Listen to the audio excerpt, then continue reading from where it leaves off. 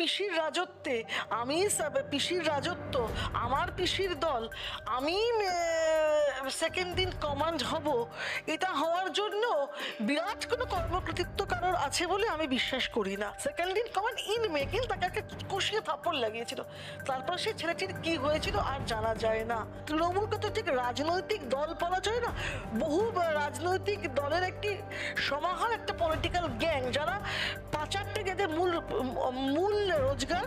যখন দেখে 4 দিন হয়ে গেছে আর বোধহয় এবার মিডিয়াটা একটু মিডিয়া ইন্টারেস্ট হারাচ্ছে, দিল্লিতেও একটা ভালো শো হয়ে গিয়েছে।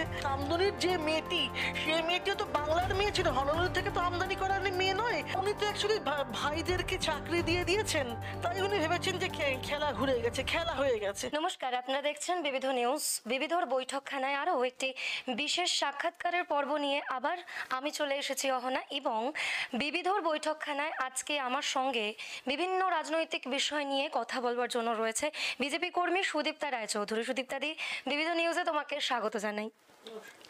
প্রথমেই বিভিন্ন বিষয় নিয়ে তোমার সঙ্গে আজকে আলোচনা করব।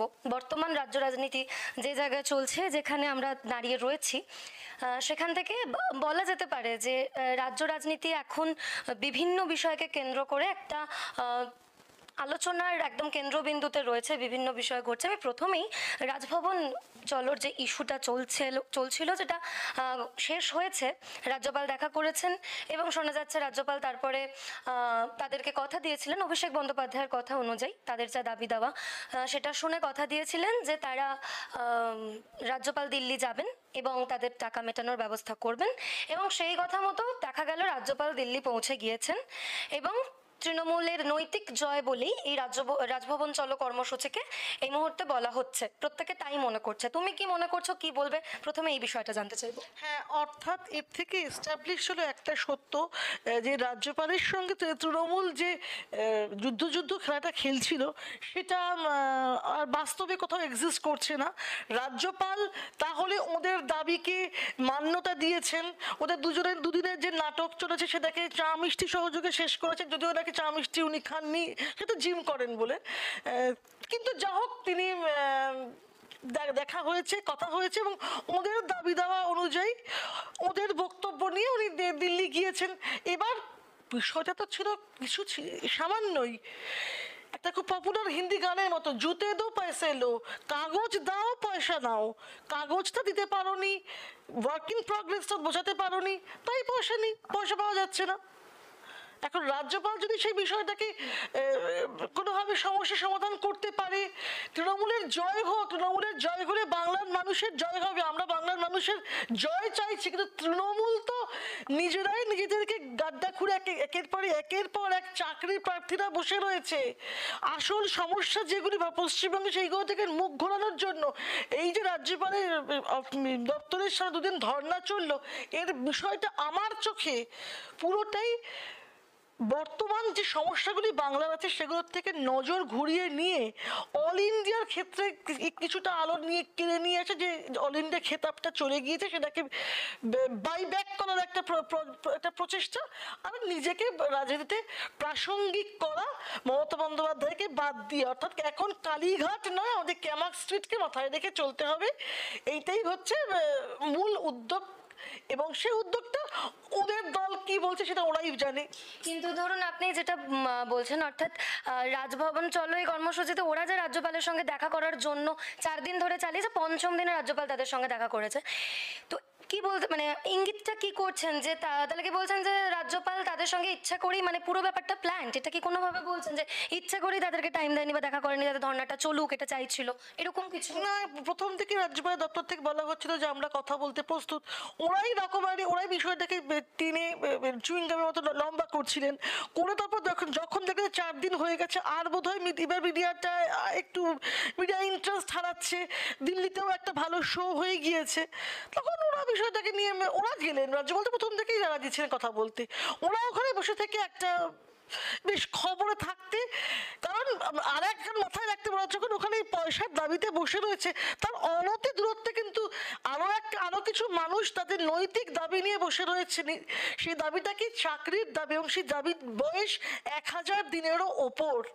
অতএব সেই সব বিষয়গুলি থেকে নজর ঘোরানোর জন্য বাংলার মানুষের যে আরো সমস্যা আছে, যে যে আজ এখানে কাল সেখানে বাজির মতো হঠাৎ করে বাজি ফেটে যায় এবং মানুষ মারা যায়। কামদুনির যে ঘটনাটা, মমতা বন্দ্যোপাধ্যায় কথা দিয়েছিলেন যে মেয়েটি ন্যায় বিচার পাবে, তিনি হাতরসের হয়ে মিছিল করেছিলেন, আমরা দেখেছিলাম। ঘটনাচক্রে সেই মিছিলে আমিও সেই সময় পা মিলিয়েছিলাম। কিন্তু আজকে কামদুনির যে ঘটনাটা ঘটলো, সেখানে কিন্তু আমরা মমতা সরকারের একটা টু শুনতে পাচ্ছি না। এইসব বিষয়গুলি থেকে নজর ঘোরানোর জন্য, এইসব বিষয়গুলিকে মানুষকে ভুলিয়ে দেওয়ার জন্য আজকে একটা 4 দিনের নাটক অনুষ্ঠিত করলেন। আর তাছাড়া ওদের তো ক্যামাক্সট্রিট ভার্সেস কালীঘাটের যে লড়াইতে এই মুহূর্তে একদান এগিয়ে গেল ক্যামাক্সট্রিট। কামদুনির রায় প্রসঙ্গে তোমার কাছে আমি আসতাম, তবে তুমি বললে যে কামদুনির রায়ের পর রাজ্য সরকারের টু শব্দটি শোনা যাচ্ছে না, কিন্তু যদিও আমরা দেখেছি যে সেক্ষেত্রে একটা বিশেষ কমিটি গঠন করেছে মুখ্যমন্ত্রী মমতা বন্দ্যোপাধ্যায়, এবং তাদের বাড়িতেও সেদিনকে রাতে, যেদিনকে রায়টা বেরিয়েছে সেদিনকে রাত্রে সিআইডি এবং পুলিশ দুজনেই গিয়েছিলেন, মানে দুই তরফেই যাওয়া হয়েছিল। সেটাকে কিভাবে দেখছো? What's the point of it? এখন এই কমিটি করে না করে লাভটা কি? উচ্চ আদালতের যে অবজারভেশন ছিল, মাফ করো, লোয়ার কোর্টের যে অবজারভেশন ছিল, যদি উপযুক্ত প্রমাণ, যথোপযুক্ত কাগজপত্র, যেটা কোর্ট তো আর নিজে তদন্ত করে না, যা তদন্ততে উঠে আসে সেটার ভিত্তিতে তারা তাদের রায়টা দেয়। যথোপযুক্ত কাগজ জমা করা যেত, যেটা নির্ভয়া নামে যিনি পরিচিত, সেই ক্ষেত্রে আমরা যেমন দেখেছিলাম যে দোষীদের শাস্তির বিধান হয়েছে। এক্ষেত্রে আমরা দেখতে পেলাম লোয়ার কোর্টের রায় হায়ার কোর্টে গিয়ে সম্পূর্ণ পাল্টে গেল, এবং আজকে বোধহয় যারা দোষী তাদের অনেকে বাড়ি ফিরে যাবেন। তারা কোন প্রফেশনে ফিরে যাবেন এটাও আমরা একটা লিডিং নিউজ পেপারের মাধ্যমে জানতে পারলাম। তাহলে কামদুনির যে মেয়েটি, সেই মেয়েটিও তো বাংলার মেয়ে ছিল, হনলুল থেকে তো আমদানি করার মেয়ে নয়। সেই বাংলার মেয়েকে আর একজন যিনি বলেছেন বাংলা নিজের মেয়েকেই চায়, সেই নিজের মেয়ে তার নিজের রাজ্যের আরেকটি মেয়েকে কি সত্যি কোনো ন্যায় বিচার পাওয়াতে পারলেন? কিন্তু তিনি তো সেই আসনে ছিলেন, তিনি ফেলিনি বসাকের জন্য তিনি এগিয়ে এসেছিলেন। বা যে বেলেঘাটার যে থানার মধ্যে যে গণধর্ষণ ঘটেছিল, তার জন্য তো তাকে বাংলা মানুষ এগিয়ে আসতে দেখেছিল, তাপসী মালিক। কিন্তু আজকে তিনি যখনই ক্ষমতায় বসতেন, সুজেট হয়ে গেল রূপোপজীবিনী। হাঁসখালির মেয়েটি প্রেগনেন্ট না প্রেমের বিষয়ে তিনি সেই প্রশ্ন করেছেন একদম সরকারি মঞ্চ থেকেই। এবং এই মেয়েটির ক্ষেত্রে যারা প্রশ্ন করেছিল, প্রতিবাদ নয় প্রশ্ন, সেই তাদেরকে উনি মাওবাদীও বলে এসেছিলেন। কিন্তু আজকে দেখা গেল তিনি ক্ষমতায় এসে যাওয়ার 3 বছরের মাথায় ঘটনার আজকে তার 3 নম্বর টার্ম চলছে, মেয়েটি বিচার পেল না। হ্যাঁ, মৌসুমী টুম্পা যাদের বাড়িতে, তাদের বাড়ি থেকেও ইভেন শোনা যাচ্ছিল যে মানে তারা দুঃখ করে এই কথা বলছেন যে রাজ্য সরকার এই মুহূর্তে যে তৎপরতা দেখাচ্ছে, সেটা যদি 10 বছর আগে দেখাতো তাহলে হয়তো আমাদের পরিস্থিতিটা একটু ঘুরতে পারত। না, উনি তো অ্যাকচুয়ালি ভাইদেরকে চাকরি দিয়েছেন, তাই উনি ভেবেছেন যে খেলা ঘুরে গেছে, খেলা হয়ে গেছে, আর বুঝি কোর্টটাকে নিয়ে মাথা ঘামানোর দরকার নেই। উনি চাকরি বোঝেন, ভাতা বোঝেন, চাকরিগুলো পার্মানেন্ট নয়, 6 মাস অন্তর অন্তর এটার একটা হয়, 6 মাসের জন্য 6 মাস পর পর রিনিউ করতে হয়, বিষয়টা রিনিউড হয়। রিনিউয়ালের চিঠি না আসলে সেই চাকরি নাল অ্যান্ড ভয়েড হয়ে যেতে পারে, এটা পার্মানেন্ট কিছু নয়। কিন্তু উনি তো ভাতার রাজ্য তৈরি করেছেন, তাই উনি মনে করেছেন যে যেহেতু আমি একটা চাকরির ব্যবস্থা করে দিয়েছি, আর বুঝি ন্যায় বিচারের প্রয়োজন নেই। এই ভাতার প্রসঙ্গে একটা প্রশ্ন মাথায় আসছে। ধরো এই রাজ্যের যারা গরিব মানুষ, অনেক গরিব মানুষ আমাদের এই রাজ্যে রয়েছেন, তো সেই গরিব মানুষরা কিন্তু সবসময় ইভেন সম্প্রতি যে ধর্ণা মঞ্চ থেকে বিভিন্ন রকম বক্তব্য শোনা গেল, সেখানে 100 দিনের কাজ যারা করেছেন এবং যারা দাবি করছেন যে তারা টাকা পাননি, তাদের মুখ থেকে এরকম একটা বক্তব্য শোনা যাচ্ছে যে আমরা তো কাজ করেছি, আমরা কাজ করে টাকা পাইনি।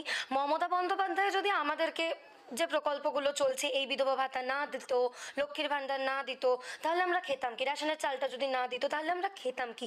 এই জায়গাটাকে কিভাবে দেখছো? মানে ভাতার মানে আমরা কথা প্রসঙ্গে হয়তো তুমিও বললে একটু আগে যে ভাতাটা উনি বুঝেছেন, কিন্তু গরিব মানুষরা আবার সেই ভাতাটার উপরই এতটা ভরসা করছে। এই জায়গাটাকে তুমি কিভাবে দেখছো? এর একটাই কারণ, প্রথমত একটা জিনিস ঠিক করে দিন, যে রেশনের চালটা উনি দেন সেটা কেন্দ্রীয় সরকারের রেশন, রাজ্য সরকারের কোনো রেশন এখানে পিডিএস সিস্টেম যাকে বলা হয় সেটা কেন্দ্রীয় সরকারের সিস্টেম, রাজ্য সরকারের নয়, প্রথম কথা। দ্বিতীয়ত যেটা সেটা হচ্ছে যে এই রাজ্যে মানুষকে ভাতার উপর নির্ভর করতে হচ্ছে, তার মূল কারণ হচ্ছে এই রাজ্যে 34+12 বছর হয়ে গেল তেমন কোনো উল্লেখযোগ্য শিল্প নেই। বড় শিল্প আসে, তার সঙ্গে সঙ্গে কিছু ছোট শিল্প, অ্যান্সিলারি শিল্প আসে, এবং তাকে ঘিরে অর্থনীতিটা, যে কোনো রাজ্যের অর্থনীতি গড়ে ওঠে। এই রাজ্যে আমরা বারংবার শুনতে পাই 100 দিনের কাজে প্রথম। 100 দিনের কাজ হচ্ছে বলা হয় একটা মানে এমন কর্মসংস্থান যার কোনো দীর্ঘকালীন কোনো তার সুরাহার জন্য নয়, এটা একটা ফর দ্য টাইম বিং গ্রামের অর্থনীতিকে চাঙ্গা রাখার জন্য একটা প্রজেক্ট মাত্র, যাতে গ্রামের মানুষ কখনো খালি পেটে কেউ শুতে না যায়। কিন্তু এই 100 দিনের কাজে যদি যে রাজ্যের একমাত্র রুজি রুটি সেই রাজ্যের অবস্থা সঙ্গীন, তাই এই রাজ্যের মানুষেরা যেহেতু শিল্প নেই, চাকরি করতে চাইলেও ইয়াং ছেলেদের চাকরি তো বিক্রি হয়ে যায়, যে কিনতে পারছে না চাকরি তাই সে বেকার হয়ে বাড়িতে বসে রয়েছে, আর তার কাছে অপশনও কিছু নেই অন্য রাজ্যে চলে যাওয়া ছাড়া। এই সব কিছু মিলেমিশে মানুষ ভাতার উপর নির্ভর। ভাতা তাকেই দিতে হয় যে যে নির্ভর থাকে, আর এই সরকার চাইছে যত বেশি নির্ভর করে রাখা যায় ততটা ভোটটা সুনিশ্চিত থাকে। এরা যদি নিজেদের মুখের ভাষাটা শিখে যায়, পেটের ভাত রোজগার করতে শিখে যায়, এরা যদি কোনটা ঠিক কোনটা ভুল যখনই প্রজা জেনে যায়, সেই প্রজা বা সেই সচেতন প্রজা কোনো রাজনৈতিক দলেরই খুব উপযোগ্য বিষয় হয় না। আর তৃণমূলকে তো ঠিক রাজনৈতিক দল বলা চলে না, বহু রাজনৈতিক দলের একটি সমাহার, একটা পলিটিক্যাল গ্যাং, যারা পাচারটা যাদের মূল রোজগার, এবং নিজেদের মধ্যে অত্যন্ত গন্ডগোল রয়েছে। এখন কে প্রথম হবেন, কে দলের মাথা হবে, তাই নিয়েই লড়াই চলছে। আমি একটু আগে বললাম ক্যামাক স্ট্রিট ভার্সেস কালীঘাটের লড়াই আছে। এই পলিটিক্যাল গ্যাংটি মানুষকে ভয় দেখিয়ে, মানুষকে ক্রিপলড করে তাদের রাজত্ব কায়েম করতে চাইবে। এর মধ্যে নতুনত্ব কিছু নেই, এবং মানুষ যে সেটাতে বাংলার মানুষকে যে মাথা নত করতে হচ্ছে, যে বলে থেকে থেকে আমি মাথা নত করবো না, নত করার কিছু নেই। কিছু কাগজ যে ওনাকে ডাকা হয় কোর্ট থেকে, কোর্টে যে উনি দৌড়ে বেড়ান সেফগার্ডের জন্য। সেই বাংলার মানুষকে যারা ক্রিপলড করে রাখছে, নৈতিকভাবে নির্ভরশীল করে রাখছে, তারা আসলে বাংলার জন্য অত্যন্ত বড় ক্ষতিকর। দিদি, তুমি বললে যে এই মুহূর্তে তৃণমূল দলটা, এক্ষুনি যে মন্তব্য তুমি করলে যে এটা শুধু পাচার ছাড়া আর কিছু জানে না বা বোঝেন, মানে অর্থাৎ তুমি বলতে চাইছো যে বিভিন্নভাবে খারাপ দিকে গেছে দলটা। কিন্তু ধরো তুমি একদিন এই দলটার সঙ্গে ছিলে, এবং সেই সময় তুমি এর আগেও বিভিন্ন জায়গায় বলেছো যে সেই সময় দলটা এরকম ছিল না, হয়তো পরবর্তীকালে গিয়ে সেই জায়গাটা অনেকটা বেড়েছে। আমি জানতে চাইবো যে কি এমন হলো, বা তুমি তোমার ব্যক্তিগতভাবে কি মনে হয় যে এই ইনফ্লুয়েন্স বলো, সার্কামস্টেন্সেস বলো, সেই জায়গাটা কি হতে পারে, বা কি এমন হলো যেখানে এইরকম ভাবে তাদের চিন্তা ভাবনাটা, তোমরা যারা বিরোধী দলের পক্ষ থেকে বলো, তারা বিভিন্ন সবাই বলছো যে এইরকম হয়ে গেছে দলটা, এই জায়গাটা কি তোমার মতে তাহলে কি, যে কেন হলো এরকম দশাটা, আস্তে আস্তে ডিপ্রাইভটা কেন হলো? আমি দলের একজন সমর্থক ছিলাম। আমাকে হয়তো বিভিন্ন সংবাদ মাধ্যমে মানে আলোচনায় বিতর্ক সভায় দেখা যেত, সেটা শুধুমাত্রই আমার পরিচিতিতে। আমি দলের পরিচিতিতে বা দল আমাকে কোনোদিন সেভাবে আমাকে দল পাঠায়নি। আর সমর্থকের যে বিষয়টা, 2011-র আগে পর্যন্ত যে মানুষেরা সিপিএমকে ভোট দিত, তাদের মধ্যে অনেক ভোট ঘুরে গিয়ে 2011-তে টিএমসির ভাগ্যে পড়েছিল। সেরকমই অনেক ভোট ঘুরে গিয়ে 2021-এ আজকে বিজেপি বিরোধী আসনে বসেছে। তো অতএব মানুষের মন ঘুরতেই পারে, মানুষের পরিবর্তন হওয়াটাই মানুষের স্বাভাবিক। এবার হচ্ছে দলটার কি ঘিরেছে প্রশ্ন। প্রতিটি রাজনৈতিক দলের যিনি প্রধান থাকবেন, তার জীবন, তার যাপন, তার আদর্শে সেই দলটা অনুপ্রাণিত হয়। মমতা বন্দ্যোপাধ্যায় তার যে ছিমছাম বাহুল্যহীন জীবন কাটিয়েছিলেন, তার প্রভাব তিনি যতদিন, তিনি এখনো মুখ্যমন্ত্রী এবং তিনি দলের 1 নম্বর হলেও দলে যে ভাঙন হয়েছে এবং দল যে অনেক রকম কিছু মাথাচাড়া দিচ্ছে, এটা বাংলার মানুষের আর জানতে বা বুঝতে বাকি নেই। তো মমতা বন্দ্যোপাধ্যায়ের যাপনকে যারা পছন্দ করেছিলেন, সেই তৎকালীন পুরনো অরিজিনাল টিএমসির মানুষেরা, তারা দলটাকে যেভাবে লালন করেছেন, তারপরে দলটি বাংলায় যে সংস্কৃতি সেভাবে প্রচলিত ছিল না দল বদলের, ওরা দল বদলের সংস্কৃতিটা বাংলায় আমদানি করলেন এবং দলে অনেক বেনজল ঢুকলো। এবং সেই সাথে সেকেন্ড ইন কমান্ড বলে বর্তমানে যিনি নিজেকে দাবি করছেন, তার যে জীবনযাপনের ধারা, তিনি যে বিলাসবহুল জীবনযাপন করেন এবং তিনি যে উন্নততর বামফ্রন্ট যেমন হয়নি, ঠিক তিনি যেমন বলেছিলেন যে আরও উন্নত তৃণমূল তিনি করবেন, সেটাও করে উঠতে পারেননি অর্থনৈতিক উন্নতি নিজের করার ছাড়া। তো তিনি যখন যেমন দেখাবেন পথ, তার আজকের যারা মমতা বন্দ্যোপাধ্যায়ের সঙ্গী নন, যারা আজকে ওকে দেখে যে ইয়াংস্টার্সরা দলে আসছে, তারা ওর মতো জীবনযাপন করাটাকে বেছে নেবে এবং ওর মতো জীবনযাপন করার জন্য যে পথ অবলম্বন করতে হয়, যে পথ উনি অবলম্বন করেছে, তারাও সেই পথেই হাঁটবে। এটাও কোনো খুব অত্যুক্তি কিছু নয়। সেভাবেই দলটা দিনের পর দিন অধঃপথের দিকে যাচ্ছে। এটাই এক এবং একমাত্র কারণ।